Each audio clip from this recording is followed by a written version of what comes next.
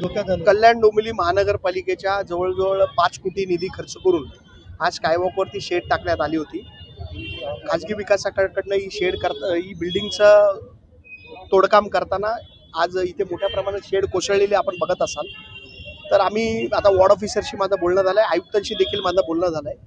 ही shade अतिशय महत्त्वाची होती आणि ही बिल्डिंग तोडताना यावरून मोठ्या प्रमाणात प्रवासी देखील येत असतात, त्यांच्या जीवितस देखील धोका निर्माण झाला होता।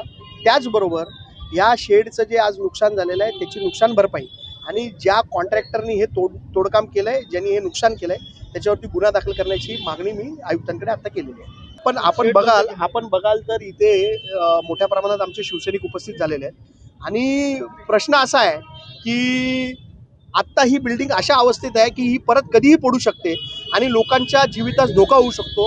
कुठलीही बॅरिकेडिंग अजून सुद्धा केलेली नाही।